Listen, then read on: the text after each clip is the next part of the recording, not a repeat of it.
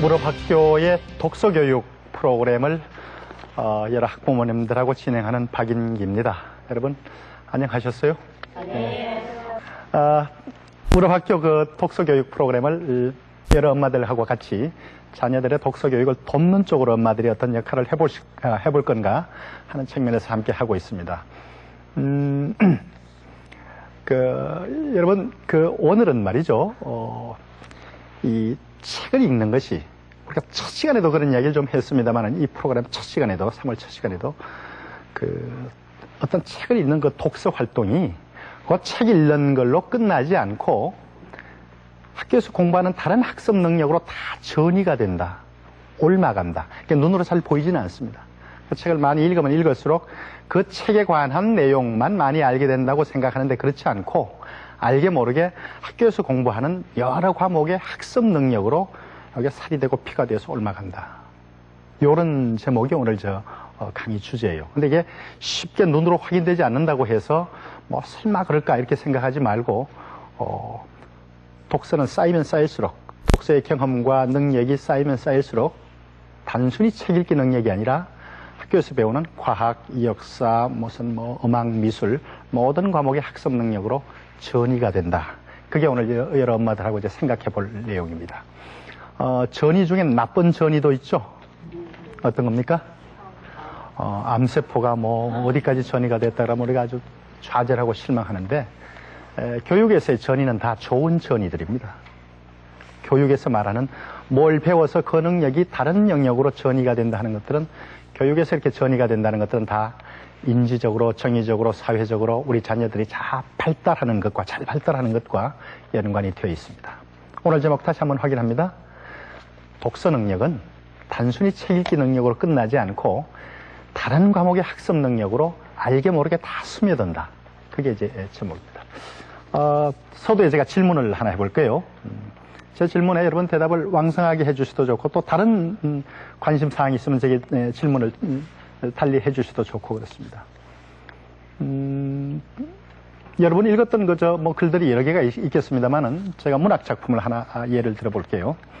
엄마들 세대니까 또 학교에서 다 그게 교과서에 나온 소설들이니까 안 읽어봤다 그런 분들은 없을 거예요. 그 심훈 선생이 쓰신 상록수 하는 소설 혹시 읽어보신 분들 있으세요? 네. 상록수. 예. 영화로도 만든 적이 있고 또 학교에서 연극할 때도 이 상록수 이야기를 학생 연극으로 이렇게 많이 무대에 올리고 그러죠.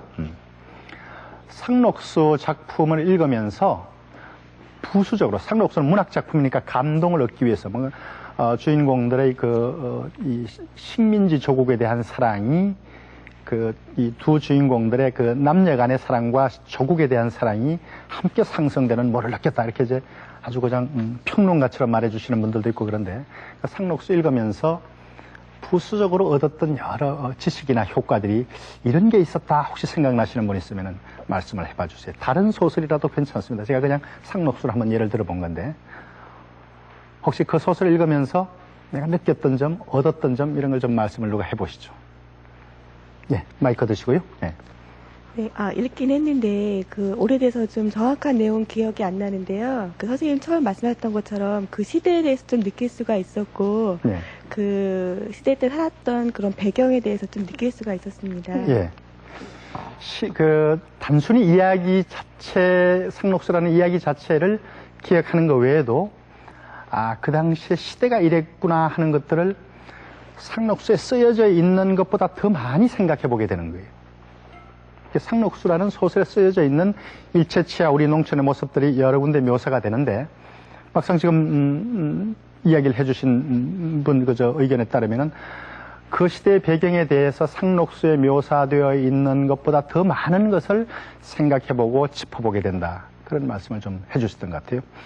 독서의 효과가 이겁니다. 상록수는 사실은 그 일제시대에 우리의 삶의 배경이 어떠했는가를 알아보기 위해서 쓴 작품은 아니에요. 그 주인공들이 그 식민지 조국의 식민지 청년들로서 어떤 사회의식을 가지고 자기 몸을 던져서 실천하는가 이런 것들을 감동적으로 보여주는 소설인데 이 소설을 읽다 보니까 식민지 현실의 여러 배경들을 이 소설에는 안 나와 있지만은 떠올리게 되고 관심 갖게 되고 그렇게 되더라 하는 얘기죠.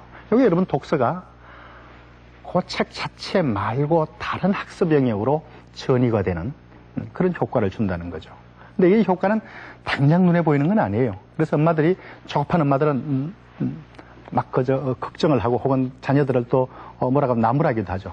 시험 때인데 너는 소설책만 들고 앉아 있느냐고. 물론 정도가 너무 이렇게 넘어서서 문제가 될 때는 뭔가 부모로서 걱정의 말씀과 지도를 해야 되겠지만은 그저 본인이 좋아하는 수준에서 좀 잡고 있을 때는 저게 당장 내일 시험 치는 과목을 직접 시험 준비하는 건 아니지만은 그러니까 저렇게 쌓아둔 독서의 지식이 언젠가는 그야말로 효자 노릇을 한다. 공부의 효자 노릇을 한다.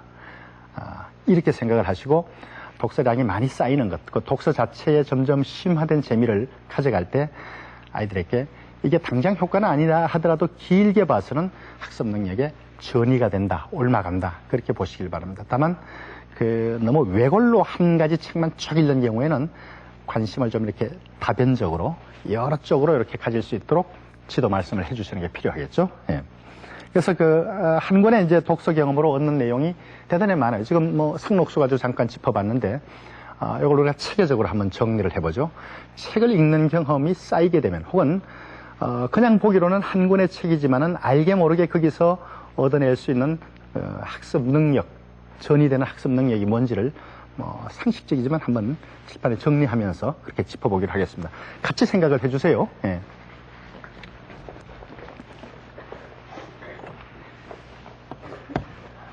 여기 자, 한 권의 독서가 있습니다. 그죠? 책을 한 권 읽었어요. 문학책은 감동을 주기 위해서 쓰는 책이고, 신문기사는 일어난 사건을 알려주는 것이고, 기행문은 어떤 지역을 여행하고 난 뒤에 견문을 적은 거고, 성격은 다 다르지만 어떤 한 권의 글, 한 권의 독서가 있었다고 했을 때 이거로부터 얻게 되는, 원래 이 글이 가진 어떤 목적 말고도 부수적으로 얻게 되는 학습적인 능력과 관계되는 것들이 어떤 것이 있나 봅시다, 여러분. 어떤 게 있을까요? 책 읽으면 무슨 소설책 하나 읽더라도 그 속에는 무수히 많은 사실적 지식들이 있습니다. 사실적 지식. 그래서 소설 전체로 봐서는 그다지 중요하지 않지만은 거기 배경으로 등장하는 사실들, 역사적 사실, 지리적 사실, 굉장히 많아요. 또 과학 소설 같은 것들은 비록 상상의 세계에서 그려지는 소설이지만은 과학적 지식들이 군데군데 묻어나 있습니다. 또 과학적 지식과 관계된 상상을 하도록 아이들을 만들어줘요. 그래서 어떤 책이든지 사실적 지식이 넘쳐나요. 그래서 모르던 사실을 알게 되었다 하는 것들이 어느 책이나 다 있습니다. 그 책이 어떤 종류이든지 간에. 두 번째는 뭘까요? 두 번째는 여러분, 책에 있는 내용이 있다고 그 내용을 그냥 모래알처럼 다 낱낱이 그렇게 기억하지는 않습니다. 책에 나오는 내용들을 서로 연관지어 가면서 이해를 하거든요. 그래서 이 말은 거창하지만요, 책 속에 있는 내용들이 가령 내가 50페이지로 된 어떤 글을 읽었는데 그 글 속에 구체적인 사실들이 약 30개 정도 나왔다 그러면 그 30개를 각각 독립해서 우리가 기억하는 게 아니라 낱낱이 사실적 지식도 배우지만은 그 지식들끼리 서로 어떤 연관을 갖는가를 우리 머릿속에서 자동적으로 따져보게 됩니다. 그런 능력은 논리적으로 미루어서 짐작하고 생각하는 논리적인 추론 능력을 길러줘요. 신문기사 하나도 마찬가지예요. 오늘 서울 종로 내거리에서 이런 일이 있어가지고 이런 사건이 있었다 그러면은 그 사건 자체는 사실적인 지식이지만은 이런 일이 왜 일어났을까? 이 잡혀간 사람 나중에 어떻게 될까? 오죽하면 이런 일을 했을까? 그렇게 따져보는 것들이 다 뭐예요? 논리적인 추론이에요. 우리가 지난 시간에 아는 능력 중에 두 레벨이 있다는 이야기를 했어요. 아마 시청자 여러분들도 기억을 하실 겁니다. 단순 인지하는 것하고 상위적으로 초인지하는 것하고 이렇게 두 가지가 있는데, 이 논리적 추론은 이거 자체가 아주 중요한 초인지입니다. 여러분, 우리가 암기는 좋은 거라고 생각합니까? 나쁜 거라고 생각합니까? 어떤 걸 외워오라는 거. 암기식 교육이다 그러면 나쁜 걸로 생각하죠? 네? 어때요, 여러분? 그런 말씀 많이 들었죠? 네. 근데 암기가 무조건 나쁜 건 아니에요. 무조건 외우라는 것이 나쁘죠. 이것을 네가 잘 기억해 오는데 요 기억할 수 있는 기본 원리를 혹은 기억의 기본 논리를 네가 만들어서 외우라 그러면은 그런 암기 교육은 필요한 거죠. 무조건, 무작정, 어떤 논리적 연관도 없이 무조건 외우라고 하는 것, 이게 교육적으로 문제가 있죠. 나름대로 공부하는 사람이 자기의 내적인 논리를 만들어가면서 나는 이런 원리 하에 요 지식을 내가 완전히 내 걸로 만들었다. 그런 암기는 필요한 거죠. 논리적 추론이 일어나요. 또 책과 이전에 읽은 책하고 이번 주에 읽은 책하고를 내용을 연결짓는 것들은 다 그 정신적인 작용은 논리적인 추론이에요. 그러면 논리적 추론한다고 간판 들고 하는 것이 아니라 책을 읽고 책에 있는 여러 내용들을 연결시키고 총합하는 것들이 다 논리적인 추론에 들어갑니다. 세 번째는요.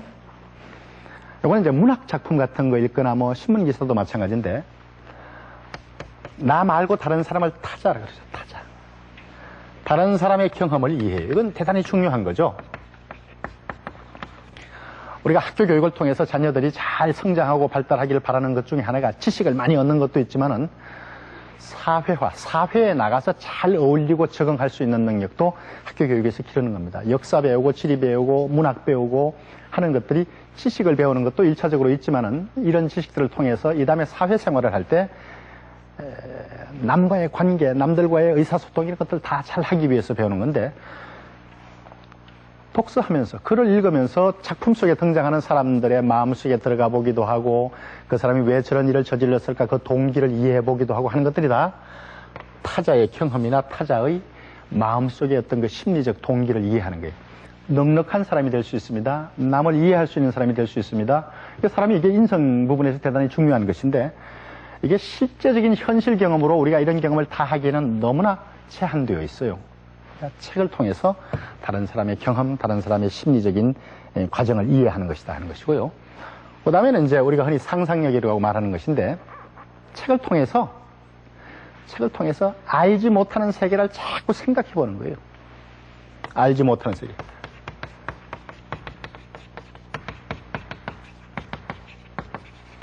요게 여러분 나중에 학습에 대한 동기를 강하게 공부해야 되겠다 하는 생각을 불러일으켜 주는 거예요.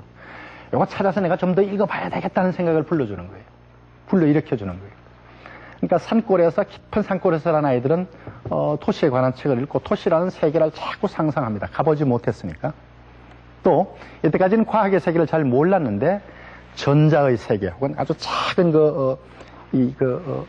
요즘 미시적인 세계 그러니까 과학적으로 관심을 가지죠.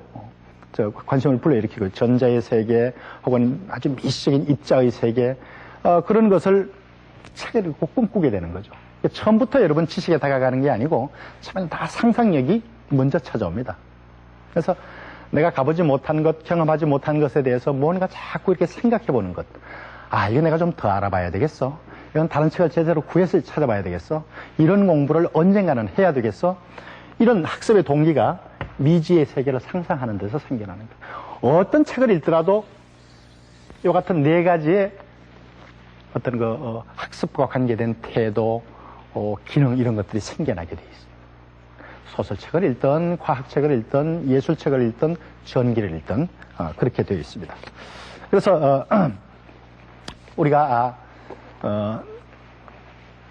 그 아이들이 책을 읽을 때는 저와 같이 그 책 내용만 습득하는 것들이 아니라 공부와 관계되는 태도, 기능, 정신들이 알게 모르게 이렇게 배어난다 하는 것들을 확인을 했습니다. 자, 그러면 이점에서 말이죠.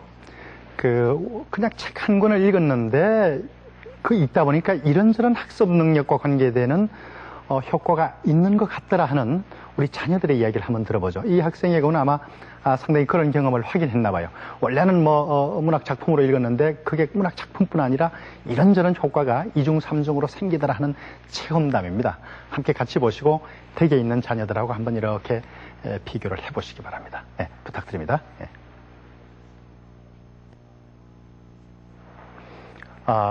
어떻습니까, 여러분? 우리 아이도 저런 정도로 좀 이렇게 책 읽으면서 여러 군데 효과를 확인하고 발견했으면 좋겠다는 생각을 가지게 되죠. 네, 그래서 책 읽을 때 알게 모르게 이렇게 그 학교에서 배우는 여러 과목의 학습 내용하고 연결되고 그것과 잘 이렇게 호응될 수 있는 그런 요소들이 모든 책 속에 다 있다. 신문 기사에도 있고 문학 작품에도 있고 논설문에도 있고 다 있다. 다만 그렇게 그 책을 그 심도 있게 읽기 위해서는 좀 꼼꼼히 생각을 많이 하면서 읽는 그런 훈련을 하도록 할 필요가 있겠습니다.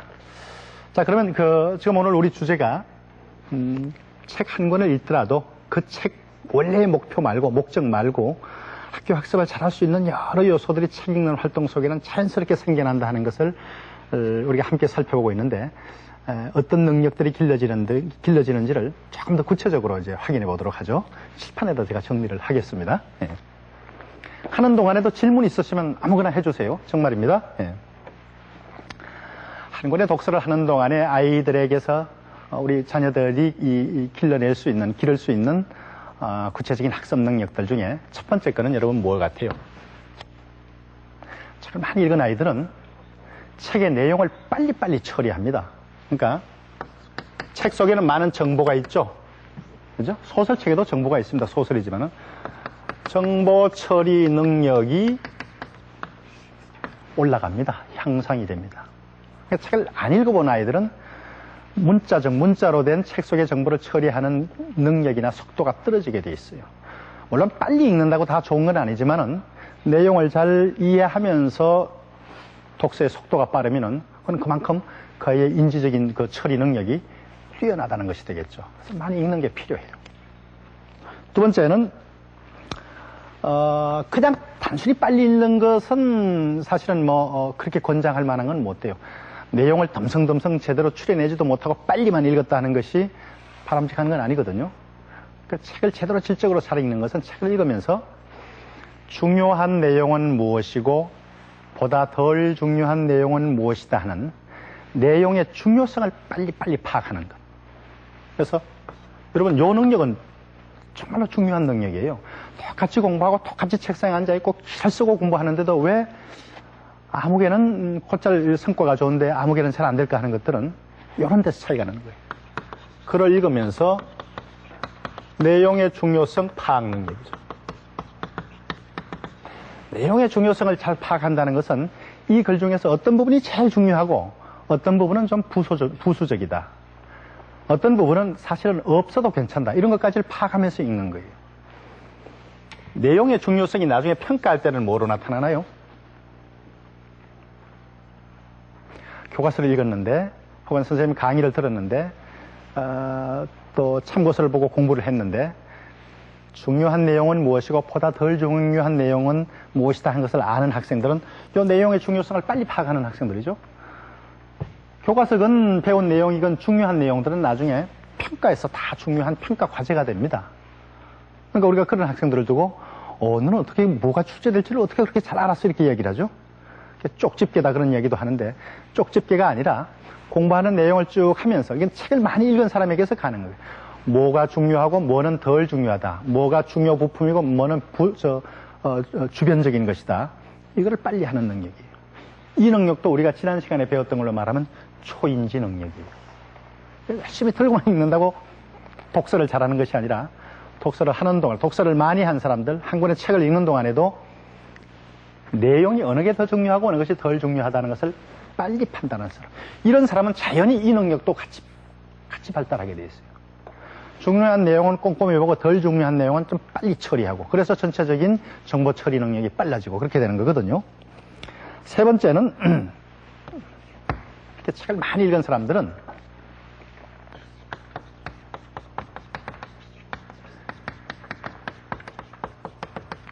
자기한테 맞는 읽기 방법을 자기가 만들어내요. 물론 선생님들에게 무슨 다독해라, 정독해라, 발췌독해라 하는 일반적인 독서의 방법들을 지도받지만은 나는 이런 책을 읽을 때는 이런 방식으로 읽으니까 딱 내 기질에 맞아 효과적이더라 하는 것을 본인이 발견해내요. 독서 경험을 통해서 발견해내는 거죠. 안 읽고 읽은 양이 적은 사람은 이걸 개발을 못 해내요. 어떻게 읽어야 될지를 몰라요. 여기 내가 읽기 방법이라고 그랬지만은 이게 다르게 말하면 뭐예요? 공부 방법이에요. 그렇잖아요. 내가 과학책을 읽을 때는 문학책 읽을 때하고는 다른 방식으로 읽을 거야. 그걸 본인이 찾아내요. 읽기 방법은 달리 말하면은 공부하는 방법이. 이걸 누가 가르쳐 주지 않고 본인이 찾아내니까 본인이 찾아내면서 본인이 조금 잘못된 것은 계속 수정하고 고쳐나갑니다. 이런 사람들을 우리가 여러 번 이야기했죠. 자기 주도적인 학습 능력이 확립된 아이다. 이렇게 얘기를 해요. 근데 이게 다 많이 읽다 보면은 은연중에 형성이 되는 거예요. 읽지 않으면 안 되는 것들이니까. 읽지 않으면 형성되지 않는 것들이니까. 그 다음에 구체적으로 어떤 능력이 생기려나 하면은 사실 요 3번은 대단히 중요한 것이고, 그 다음에는 글의 문맥적 의미를 알게 돼요. 글의 문맥적 의미 이해 능력이 높아져요. 여러분, 우리가 글을 읽는다고 다 똑같이 글을 읽는 게 아니고 이해하는 레벨이 많이 다르다는 이야기를 했죠. 그죠? 한 중학교 1학년이나 초등학교 5, 6학년짜리 자녀들가 일기를 쓴 게 있다고 칩시다. 지난 주말에는 우리 가족이 외식을 했다. 그 시내 근교에 있는 큰 식당에 가서 맛있는 고기를 먹었다. 참 좋았다. 이렇게 썼단 말이죠. 초등학생이. 요 일기를 그냥 그대로 읽는 사람하고 요 일기를 읽으면서 문맥적 의미를 따져보는 사람이 있어요. 갈 때는 버스 타고 가지는 않았겠군. 뭐 가족들이 크게 외식을 하면서는 이제 승용차를 타고 가거나 그럴 수 있겠죠. 또 그 좋은 외식집에는 시중을 들고 음식 서브를 해주는 종업원이 있습니다. 뭐 그런 음식점도 떠올립니다. 물론 자기 스키마와 관련해서 떠올리죠. 또 돈이 꽤 들었겠다. 이 글에는 하나도 안 나타나 있지만은 생활 스키마를 동원해서 이 아이는 이 가족은 이날 가서 외식하면서 그냥 짜장면 먹는가 하고는 수준이 다른 음식값이 좀 들었겠다. 또 조금 더 생각하는 아이들은 엄마 아빠들이 그저 밥 좋은 거 한번 사주고 꼭 뭐 한번 다짐 받습니까? 공부 잘해야 돼 이런 말 한단 말이죠. 얘네 엄마들도 혹시 얘 엄마도 혹시 다 먹고 집에 돌아오면서 너 이제 공부 잘해야 돼 이런 말을 했을지도 모르겠다. 맞든 안 맞든 그 글 하나를 읽으면서 글 뒤에 숨어 있는 여러 상황들을 다 떠올려요. 요런 그 정신 활동을 문맥적 의미 이해라 그러거든요. 이게 필요해요. 그러니까 지금 제가 아주 단순하고 쉬운 예를 들었습니다만은 무슨 글을 읽든 신문 기사 하나를 읽더라도 원인, 동기, 나 같으면 뭐 이런 것들을 많이 생각하면서 읽게 돼요. 그래서 저와 같은 방식으로 읽는 사람들을 이제 정교하게 읽는다 그렇게 얘기를 하죠. 저렇게 읽는 사람들은 속도는 느릴지 모르겠지만은 대단히 왕성한 사고 활동을 하면서 책을 읽기 때문에 이 다음에 우선 과학책을 읽는다, 사회 과목의 공부를 한다고 할 때 교과서에 나타나 있는 그 표현만 머릿속에 집어넣는 게 아니라 그 표현 뒤에 숨어 있는 의미까지도 자꾸 생각하게 돼요. 정치적인 사건은 정치적인 사건대로 배경, 원인 따져보게 되고 역사적인 사건은 그렇게 따져보게 되고 과학적 현상도 그냥 책에 있는 내용만 바로 암기하는 것이 아니라 여러 가지 정황을 생각해 보게 돼요. 그래서 글의 문맥적 의미를 이해하게 된다. 이런 능력이 길러진다는 것이고요. 그 다음에는 요거하고 관계가 되는 거지만은 책을 많이 읽다 보면 이 다음에 내가 무슨 책을 읽어야 되겠다 하는 선생님이 지시해서가 아니라 부모님이 강요해서가 아니라 자기 독서가 어떻게 연속성을 띠고 이루어져야 되겠다는 것을 본인이 대략 결정하게 돼요. 그래서 자기가 살 책을 자기가 사기 위해서 서점으로 가는 아이 그렇게만 만들어 놓으면 그건 뭐 대단히 성공한 독서지도이죠. 이게 아까 자기주도적이고 그 다음에 자기 자신의 공부 방법을 자기가 찾아내고 하는 것하고 연결이 되는 거예요. 근데 이 모두가 그 한 권의 책을 읽으면서 다 나타날 수 있는 현상들이에요. 한 권의 책을 읽는데 전혀 이런 것들이 안 나타나는 사람도 있고 책을 읽으면서 이런 게 부분적으로 나타나는 사람이 있고 이게 다 나타날 경우도 있어요. 근데 이제 많이 나타나고 다 나타나는 사람은 사실은 이전의 독서 경험이 쭉 많이 쌓인 거죠. 그래서 저런 능력들이 책 읽는 동안에 다 있다는 걸 안다면 이런 능력들이 여러분 단순히 그 책을 읽는 것만 관여하지 않고 학교에서 배우는 국어, 사회, 수학, 과학, 예체능 이런 공부들에 다 이런 것들이 필요한 능력들이라는 거죠. 그래서 우리가 한 권의 독서 속에서도 여러 가지 학습 능력이 다 잠재되어 있다. 그런 이야기들을 해보는 겁니다. 그러면 이제 아까 우리가 VCR 자료에서 학생들이 책 하나 읽으면서 얼마나 다른 학습과 연관되는 것들을 경험할 수 있었느냐 하는 것을 알아봤는데 이번에는 그 지도하는 선생님들이 독서 경험이 많고 독서에 대한 것들을 잘 터득한 아이들이 일반 책 읽기를 가지고 다른 학과 공부에 어떻게 잘 연결을 시키는가 하는 사례를 선생님의 어떤 말씀을 통해서 한번 우리가 확인해 보도록 하겠습니다. 여러분 함께 보시죠. 예. 저학년의 경우에는 독서 경험이 그렇게 큰 학습 능력에 작용을 한다고 생각하지는 않아요. 그렇지만 학년이 높아갈수록 독해 능력이 중요한 역할을 하고 그 독해 능력은 결국 독서 경험에서밖에 얻을 수가 없거든요. 그래서 저는 독서 경험이 아주 중요한 학습 능력에 영향을 끼친다고 생각합니다. 어휘력이나 뭐 일반 사고력, 그리고 작문을 할 때 자기 표현 능력, 이런 것들이 굉장히 다른 아이들에 비해서 뛰어나고요. 문학적인 글을 많이 읽었든 비문학적인 글을 많이 읽었던 간에요. 각각의 특성에 따라서 굉장히 많은 장점들을 지니고 있습니다. 책을 많이 읽은 아이들이요. 그래서 뭐 아무래도 그 이유는 책을 읽으면서 상상해보고 그 상상을 자기 나름의 언어로 이해하고 그러한 습관을 들이다 보니까 수업 시간 중에 어떤 텍스트를 받았을 때도 그것을 이해하는 능력, 그리고 그것을 표현하는 능력이 책을 많이 읽지 않은 아이들에 비해서 뛰어난 것 같다고 생각이 듭니다. 독서 경험이 많은 학생들이 그 발표 능력이나 연극 등 수행 능력에서 확실히 탁월한 능력을 보입니다. 학습 능력에 있어서도 이해력과 종합적인 사고 능력이 독서를 통해서 이미 길러졌기 때문에 그 문제를 보는 안목도 넓고 문제 해결하는 속도도 빠릅니다. 그래서 수능 시험을 보아도 독서 많이 한 학생들에게 유리한 문제들이 많고요. 확실히 그 독서를 많이 한 학생들이 좋은 성적을 얻는 것 같습니다. 네, 그 선생님 말씀 들으니까 독서하고 학습하고가 잘 연결만 되면은 대단히 큰 효과를 얻을 수 있겠다 하는 생각을 해보게 됩니다. 그리고 당장 어떻게 제대로 한다 못한다에 너무 조바심 내지 말고 책을 아이가 몰두해서 읽게끔만 하면 그게 쌓여가지고 학교 학습 능력으로 다 올라갈 수 있는 여지가 있다. 그래서 조금 왜 시험 공부 안 하느냐 하는 쪽으로 바로 다그치지만 말고 어느 정도 인내심, 아이가 책 자체에 몰두할 수 있는 것을 좀 넉넉하게 봐주는 그런 태도가 필요하겠다는 생각을 해보게 됩니다. 여러분 대단히 고맙습니다. 오늘 여기서 마치겠습니다.